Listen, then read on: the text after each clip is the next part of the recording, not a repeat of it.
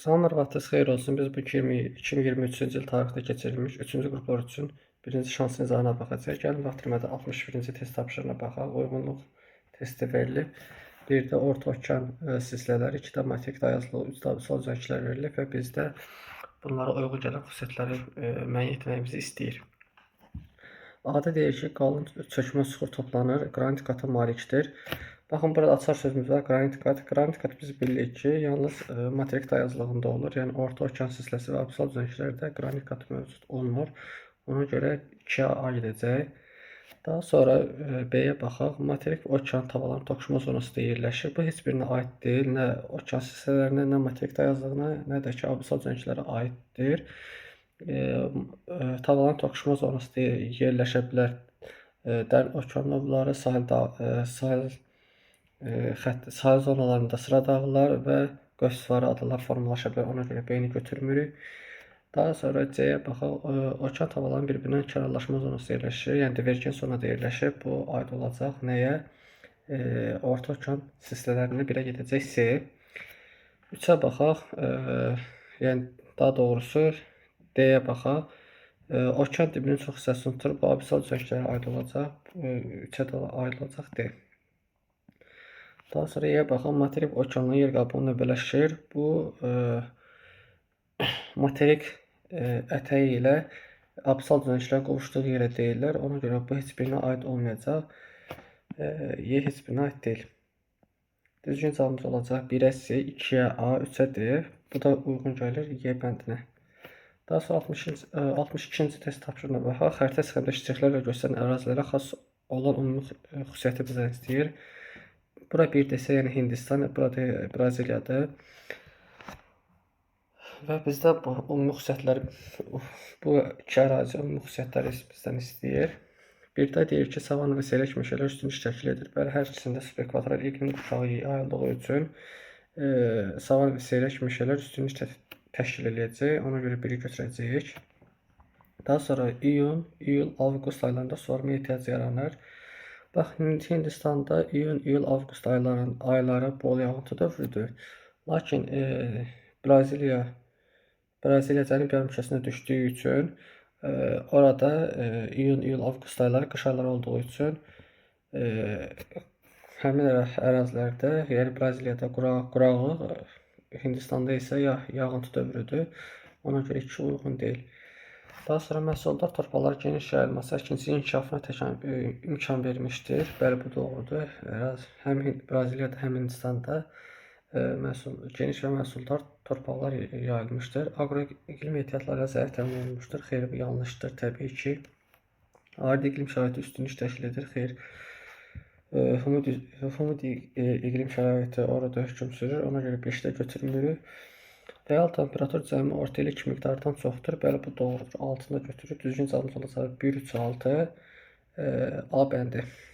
Daha sonra 63-ə baxaq. Sindirik proyeksiyada tərtib edilmiş dünyanın siyasi xəritəsində daha az tərifə məruz qalan əraziləri göstərən sxemi müəyyən edin. Sindrik proyeksiyada biz bilirik ki, ekvatora yaxın ərazilərdə, yəni ekvatorda və ekvatora yaxın ərazilərdə tərif 0-a bərabər olur. Ona görə də biz ekvatora yaxın əraziləri götürməliyik. Yəni daha az tərifə məruz qalsınlar deyənək. Burada biz görürük ki, 15 dərəcə şimal və yaxud da cənub enlikdəyə 2-də 15 dərəcə enlik görürük. Yəni 0-a daha yaxındır, ekvatora yaxındır və 5-də görürük ki, 15 dərəcə həm 2, həm 5 ekvatora yaxın olursa tərifə az məruz qalacaq. Düzgün cavabımız olacaq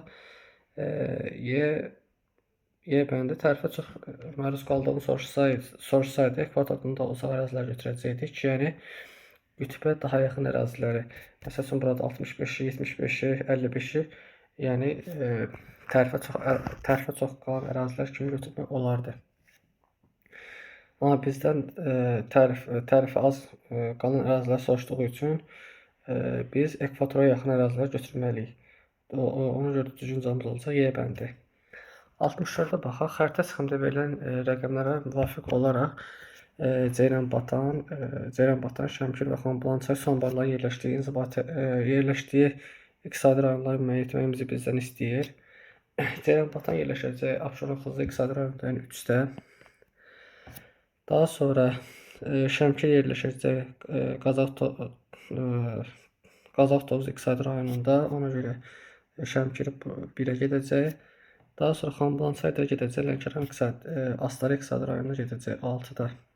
Xanbulansayda gedəcək 6-ya. Düzgün cavabımız olacaq 3, 1, 6 Y bəndi. Sonra 65-ə baxaq. Ellervein diaqramına əsasən uyğun bəndlərin müəyyən edin. Qonaqkənd və Gəncə fiziki coğrafiya rayonlarının həm oxşar, həm fərqli xüsusiyyətlərini bizdən müqayisə etmemizi istəyir. Baxaq, yağıntılar bərabər paylanan mülayim isti iqlim yayılmışdır. Bu Qonaqkəndə aid olacaq. Qusar mayıl düzənliyində 1-ə gedəcək A. Daha sonra qışı quraq keçən soyuq iqlim tipi yayılmışdır. Bu hər ikisinə aid olacaq. Qonaqkənddə yağıntı silsilədə, Gəncə Qazaxda orta və yüksək dağlıqda yayılmışdır. Ona görə 3-ə gedəcək B. Daha sonra ərazisində milli parkla eyni adlı göl yerləşir. Bu söhbət Göygöldə gedir. Göygöl Milli Parkı, həmçinin Göygöl gölün nəzərdə tutur. Ona görə Gəncəyə gedəcək C. Daha sonra mərmər yataqları vardır. Həm Qonaqkənddə, həm Gəncədə mərmər yataqları vardır. Qonaqkənddə Quba rayonunda, Gəncədə isə Daşkəsəndə mərmər yataqları mövcuddur. 3-ə gedəcək D. Daha sonra aid olduğu təbii vilayətlər bütün fiziki coğrafi rayonlarla həmsərhəddir. Bu aid olacaq, Qonaqkəndə aid olacaq. Qonaqkənd aid olduğu vilayətin bütün fiziki coğrafi rayonlarla həmsərhəddir. Ona görə Y Qonaqkəndə gedəcək. F-də deyir ki, filiz mənşəli faydalı qazıntılar geniş yayılmışdır. Bu aid olacaq, Gəncə fiziki coğrafi rayonuna aid olacaq. 2-yə gedəcək F. 1-ə A-Y, 2-yə CF, 3-ə B-də gedəcək, düzgün cavab olacaq D bəndi. Sonra 66-ya baxaq. Ərazi bütövlüklə Kür çayının sağ sahilində yerləşən İnzibati rayonları bizdən istəyir. Ağdaş və Kürdəmir Kürün sol sahilində yerləşirlər. Ona görə A bəndi olmaz. Neftçala hər iki sahilində yerləşir. Ona görə C bəndi olmaz. Burada Şəki ümumiyyətlə uyğun gəlmir. Yəni Kür çayı sahilində yerləşmir. Ona görə E bəndi olmaz. Daha sonra Yevlax hər iki sahilində yerləşir. Ona görə D bəndi olmaz. Bərdə və Ağcabədi bütünlüklə Kür çayının sağ sahilində yerləşir. Ona görə düzgün cavabımız olacaq B bəndi. 67-yə baxaq. Çayların əsas qidalanma mənbələrinin doğru verildiyi sıranı müəyyən edin. Bir də baxaq. Qarı və Buzlaq, Qusar çayı, bəli bu doğrudur. Bir doğrudur. Qusar çayı hələ ki doğrudur. Ağsu çayı yağış sularla qidalanır. Türyan çayı yeraltı sularla qidalanır. Bir doğrudur. Biri götürə bilərik. Sonra Tərtər çay qar və buzlarla qidalanır, yeraltı sularla qidalanır. Ona görə 2-ni götürə bilmərik. 2 səhvdir. Samur çay baxaq. Samur çay qar və buzlarla qidalanır. Bəli bu doğrudur. Köndələn çay yağış sularla qidalanır. Həkəri yeraltı sularla qidalanır. Ona görə 3 də doğrudur. Sonra Arpa çay qar və buzlarla qidalanmır. Ona görə 4 səhvdir. Həmçinin Girdiman çay da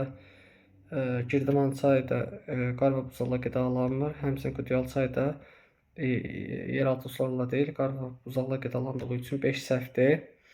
Yəni Girdiman çay qar və buzlarla qidalanmır. Həmçinin Qudyal çay da yeraltı sularla qidalanmır. Qudyal çay qar və buzlaq sularla qidalanır. Ona görə 5 səhvdir. 6 Gilan çay bəli qar və buzlarla qidalanır. Əsasən Zəngəzur silsiləsində Qapçıq ətrafı ərazilərdən götürdüyü üçün qar və buzlarla qidalanır. Qarqar çay yağışlarla qidalanır. Qanıq çay isə yeraltı sularla qidalanır. Ona görə 6-nı da götürə bilərik. İşarələyəcək. Aha, işarələdim.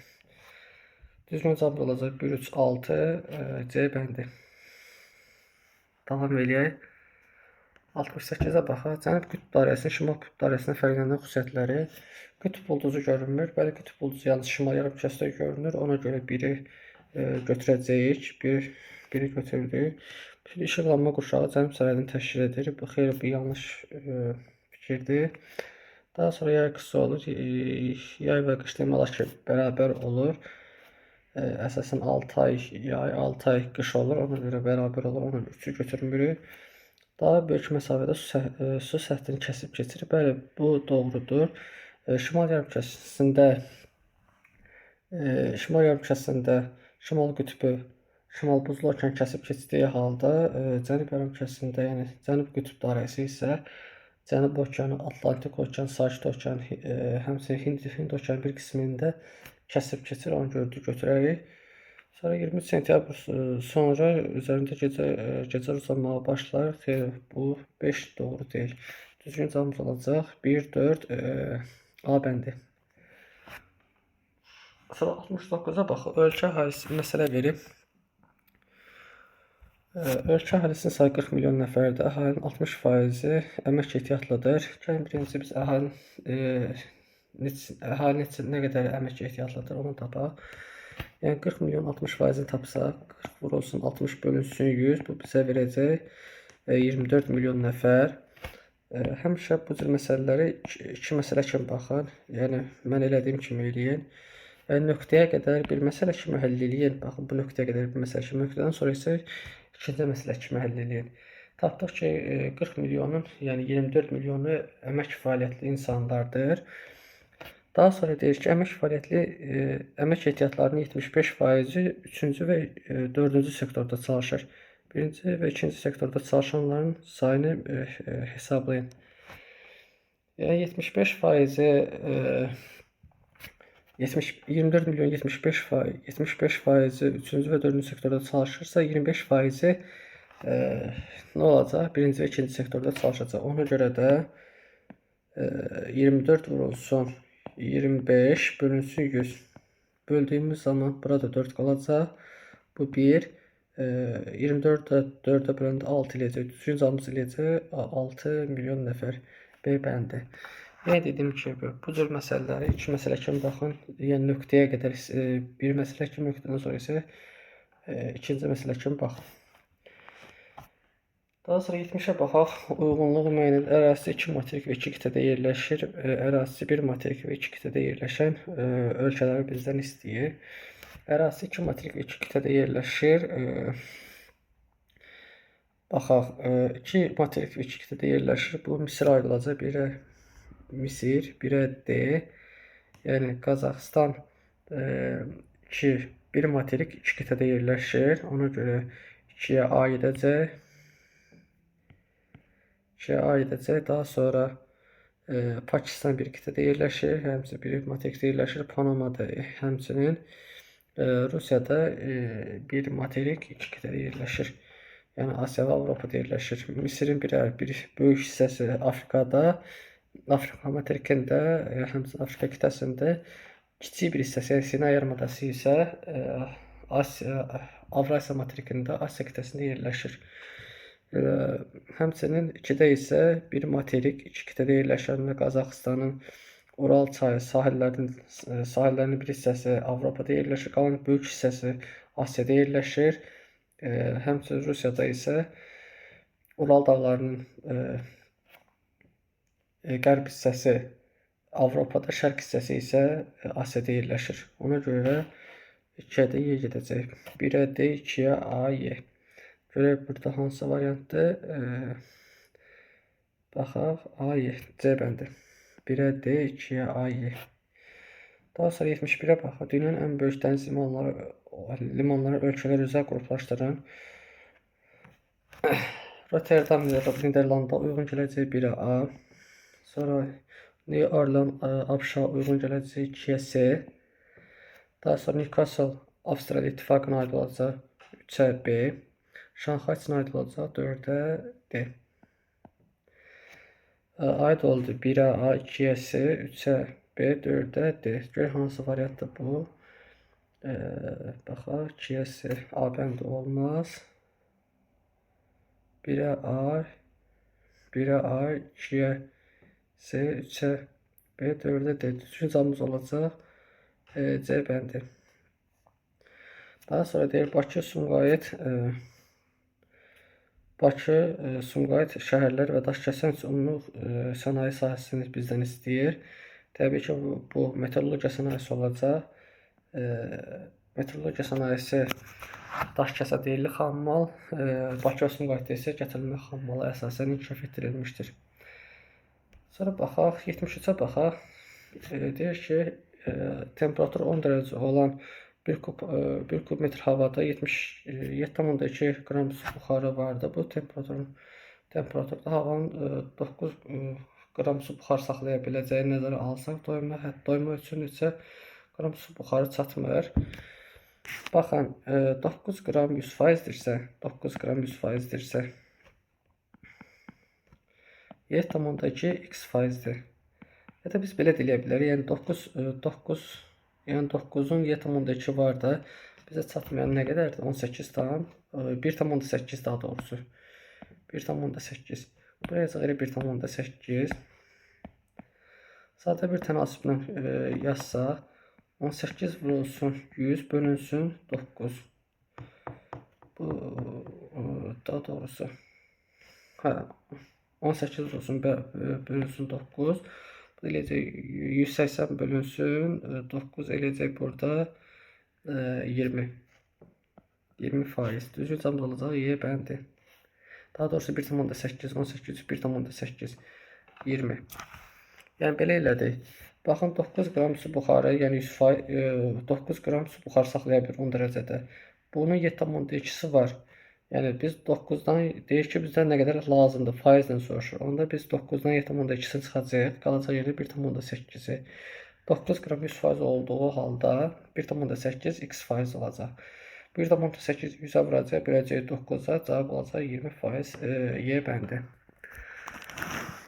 Sayıqmışlarda baxaq, asan bir tapşırıqdır. Şəkildə göstərilən sxem hansı gölün çuxuruna uyğundur? Şəkildə qraben təsvir olunub. Qrabində təbii ki, yerləşən göl bu variantlarda veriləndən Baykal gölü uyğun gəlir.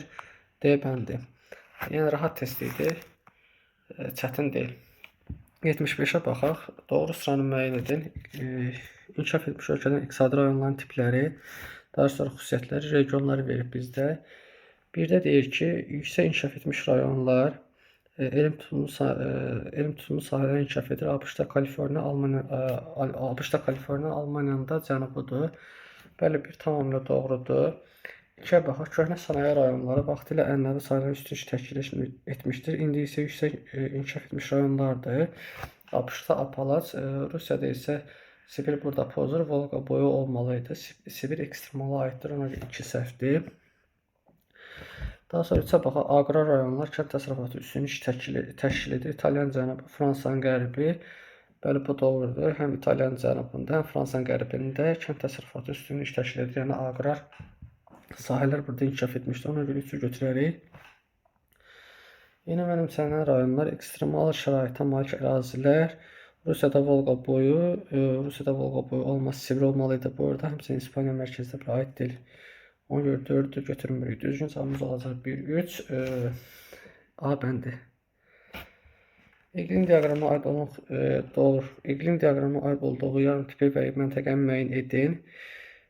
Burada görürük ki, 271 millimetr yağış düşür. Yəni bu Naxçıvanın diaqramıdır. Naxçıvan diaqramı olduğu üçün də bu iqlim diaqramı qışı soyuq, yayı quraq keçən yarımsərhəd və quruçul iqliminə aiddir. Ona görə düzgün cavabımız olacaq. Qışı soyuq, yayı quraq keçən yarımsərhəd və quruçul iqlimi Naxçıvan B bəndi. Sonra baxaq, 77'yə baxaq. Xəritə sxemdə ştrixlərlə göstərilən ölkə xarakterikdir. Burada Venezuela göstərilmişdir. Sahilləri kökən sularla yuyulur və passat küləklərin təsirinə məruz qalır.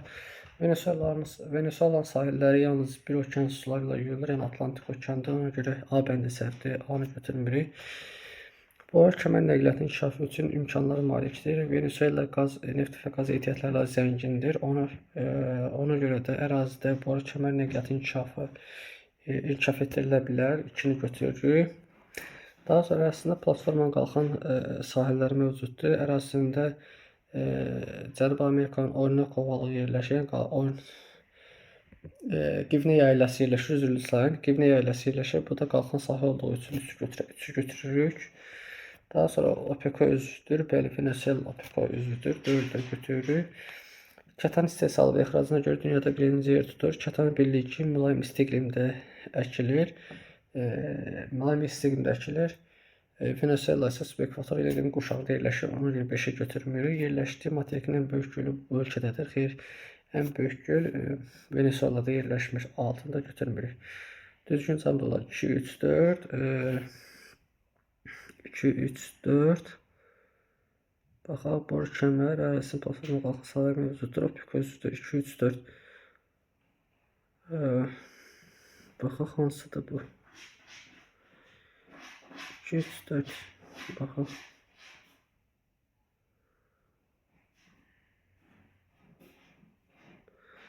Boru kəmər enerjisinin inkişafına malikdir. Ərazi platforma qalxan sahə mövcuddur. OPEC üzvüdür. Bəli, üzvüdür. Böyük gölü, üzüllü sayın böyük gölü Venezuela arasında yerləşir. Yəni 6-ını götürə bilərik. 6-ını götürə bilərim üzüllü sayın. 2, 3, 4, 6. Yəni burada 2, 3, 4, 6 doğrudur. Amma variantlarda bizə uyğun gələn istəyir. 3 görürük ki, olmadı. Biri çıxsa, birləri çıxsa, B gedir, D gedir, C gedir. Ancaq variantlarda A bəndə qalır. 2, 4, 6. A bəndi. Nəzərindən qaçdı 6-na görə. Sonra 78-ə baxaq.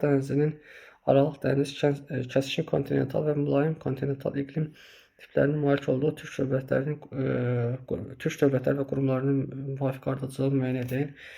Qırğızistanda Aralıq dənizi yoxdur. Türkiyədə Aralıq dənizi var. Sinyan Uyğurda kəskin kontinentaldır, Tatarstanda isə mülayim kontinentaldır. B bəndini götürərik. Cənubi variantlara baxaq. Özbəkistanda Aralıq dənizi yoxdur. Şimali Kipirdə Aralıq dənizi var. Çufaşya mülayim kontinentaldadır. Tatarstanda mülayim kontinentalda yerləşir. Ona görə D bəndi səhvdir. Və Qırğızistanda da demişdik ki, Aralıq dənizi yoxdur. 79-a baxaq. Rütbətlik əmsallı hansı göstəricidə sorulan fiziki aşınması sürətli gedər? Yəni, rütbətlik əmsal dedikdə yağıntı bölünsün buxarlanma nəzərdə tutur. Məxrəcdə buxarlanma, sürətdə isə yağıntı olacaq. Biz elə görürük ki, yəni 180 bölünsün 1200 də fiziki aşınma daha intensiv gedəcək. Yəni yuxarıda yazılan rəqəm, yəni yağıntının göstərir, aşağıdakı isə buxarlanma göstərir. Ona görə B bəndində nədir? Fiziki aşınma sürətli gedər. Sonra 80-ə baxaq. Xəritə sxemdə verilmiş fiziki coğrafi rayonların xüsusiyyətlərini müəyyən edin. 1-də Dağlıq Şirvan, 2-də isə Gəncə fiziki coğrafi rayonu verilmişdir. Və bizdən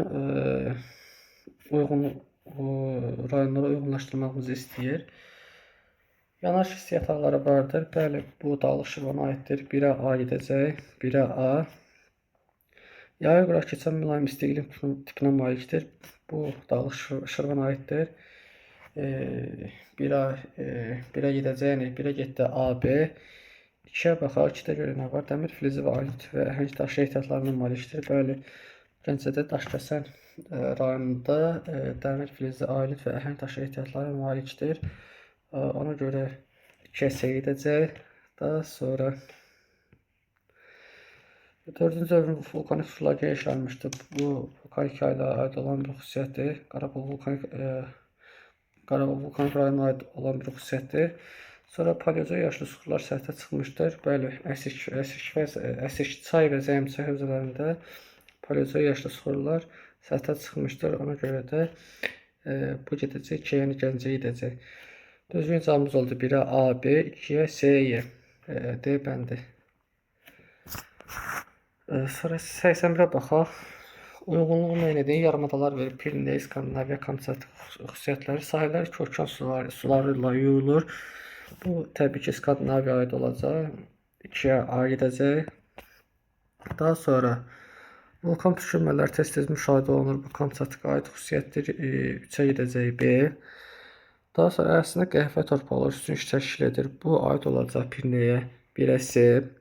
Ərazisi bir ölkəyə məxsusdur. Bu Kamçatka aid olacaq. Skandinaviya Pirneyidə iki ölkə, yəni Portuqaliya və İspaniya. Skandinaviyada isə Norveç, Norveç və İsveç yerləşir. Ona görə Skandinaviyada olmaz. Ərazisi bir ölkədə bir ölkəyə məxsus olduğu, yəni Kamçatka Rusiyaya məxsusdur. 3-ə gedəcək D bəndi. Sonra dəniz nəqliyyatı inkişafına isti okean cəryanları təsiri böyükdür. Bəli, Şimal Atlantik cəryanı Skandinaviya sahillərini donmağa qoymur və burada gəmiçilik inkişafına müsbət təsir edir.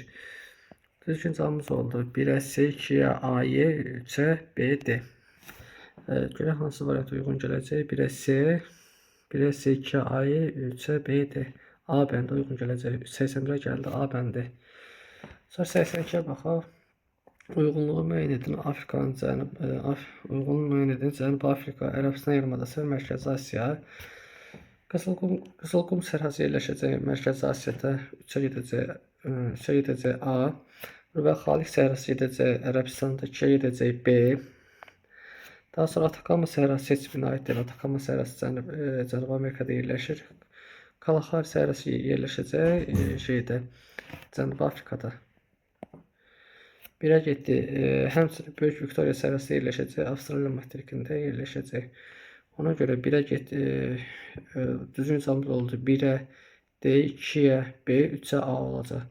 1-ə D, 2-yə B, 3-ə A. Düzgün cavabımız B bəndi. Sonra 83-ə baxaq. Azərbaycanda boz çəmən və boz qonur torpaqları xas olan xüsusiyyətləri müəyyən edin. Təbii əkinçiliyi üçün yararlıdır. Boz çəmən və boz qonur torpaqlarda təbii əkinçiliyi deyil, suvarma əkinçiliyi olmadan əkinçiliyi aparmaq mümkündür. Ona görə bir səhvdir. Yəni uyğun deyil. Sonra suvarılan torpaqlarda tamamilə doğrudur. 2-ni götürürük. Yarımsərhəd və qurçul iqlim şəraitində yarananlar belə doğrudur. 3-ü də götürərik. Hündürlük qurşaqlar üzrə yayılmışdır. Hündürlük boz qonur, boz çəmən torpaqları düzənlik torpaqları olduğu üçün burada enlik üzrə yayılacaq. Ona görə D-ni də götürə bilmərik. Münbitliyi çox olan torpaqlardır, xeyli münbitliyi az olan torpaqlardır. Meliorasiyaya ehtiyac olan torpaqlardır, doğrudur. Yəni münbitliyi artırılmasına görülən tədbirlər görülməlidir ki, bu torpaqlar məhsuldar olsun. Ona görə 2, 3, 6, düzgün cavabımız olacaq 2, 3, 6. 83-də oldu 2, 3, 6. 84-də baxaq.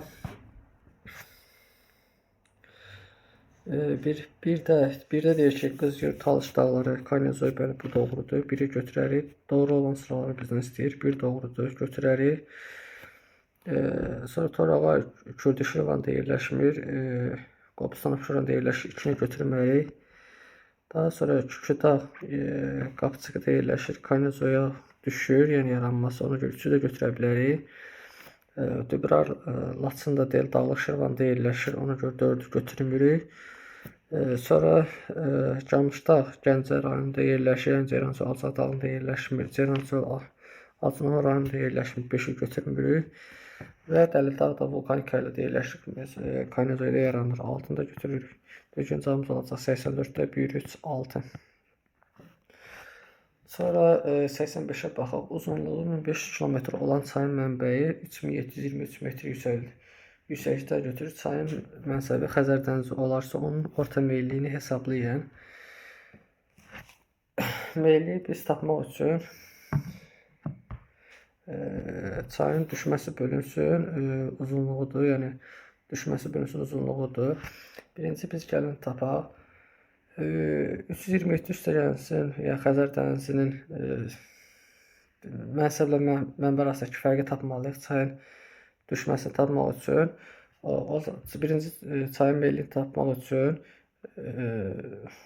çayın düşməsini tapmalıyıq. Çayın düşməsini tapmaq üçün də 3723-ün üstünə -27 çıxacaq. O da eləyəcək bizdə verəcək 3723 üstəgəlsin 27 eləyəcək bizdə baxın 3750 eləməlidir.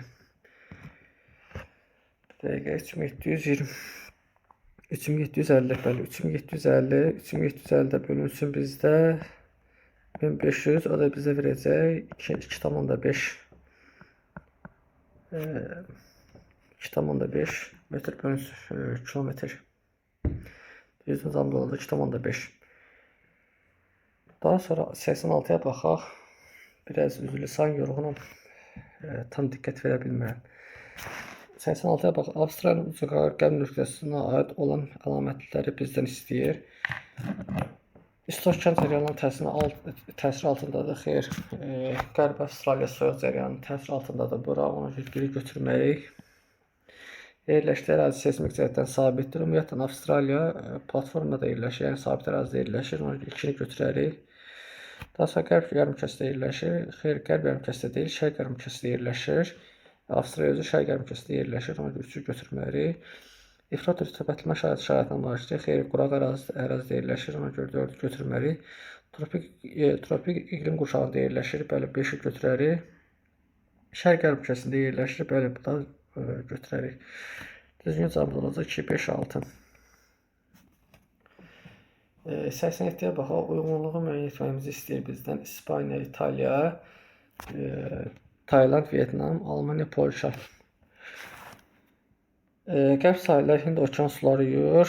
Baxaq, bu heç birinə aid olmayacaq, çünki çoxları götürüb 2'ye yazacaq. Tayland Hind okeanına düşdüyü halda Vietnam Sakit okean sahilinə düşür. Ona görə A-nı götürür. A heç birinə getmir. İri çəltik ixracatçılarıdır. Bu Taylanda aid olacaq, Tayland və Vietnama aid olacaq. Ona görə 2'ye gedəcək B. Daha sonra ərazilərində cod yarpaqlı, həmişə yaşlı meşə və kolaqlı geniş sahə tutur. Bu İspaniya aid olacaq, 1'ə C. İspaniya və İtaliya aid olacaq, 1'ə C. Daha sonra zəngin kömür ehtiyatlarına malikdir. Bu Almanya, Polşa aid olacaq, 3'ə gedəcək D bəndi. 3'ə D bəndi. Yayda suvarma ikincilik üstünlük təşkil edir. Bu İspaniya və İtaliya aid olacaq. Səbəbi isə Aral dəniz iqlimində. Aral dəniz iqlimində də bilirik ki, yağıntılar qış aylarında düşür. Düzgün 1'ə də gedəcək ki, 1'ə getdi C-yə, 2'yə B, 3'ə D. Daha sonra stasiyya tapşırığına baxaq. Azərbaycan ərazisində yerləşən A fiziki coğrafi rayonu vilayət yüksəliş qurşağının qanuna uyğunluğu pozulur. Vilayətdə əsasən rütubətli subtropik iqlim şəraiti hakimdir. Burada meşə landşaftı geniş yayılmışdır. Vilayət 2 tektonik zonada yerləşir və bu zona işğal edilmiş ərazilərə əhatə edir. Bura qədər oxuduq. Gəlin mətni təhlil edək. Söhbət Lənkəran vilayətindən gedir. Lənkəran vilayəti 2 tektonik zonada yerləşir. Bir Kürt dağarası çökəkliyində, bir də Kiçik Qafqaz qalxmasında yerləşir. 88'i yaza bilməyəcək, çünki cədvəli görə bilmirik. Yəni cədvəl olmadığına görə biz müəyyən bir fikri yürüdə bilmirik. 89'a baxaq. A vilayətində yüksəkliyə doğru meşələrə yayılan torpaq tipləri. Bu vilayətdə inkişaf etmiş bitkisi sayılır və onun ərazisində geniş yayılan iqlim tiplərini müəyyən edib cədvələ yazan. A vilayətində biz əslində burada geniş yayılmış torpaq tipi və iqlim tiplərini biz burada qeyd etməliyik. Və əkinçiliyi biz burada qeyd etməliyik. Yəni bütün iqlimləri qeyd etməyimizə ehtiyac yoxdur. Yəni tal şəklində olan iqlimləri qeyd etməyə ehtiyac yoxdur.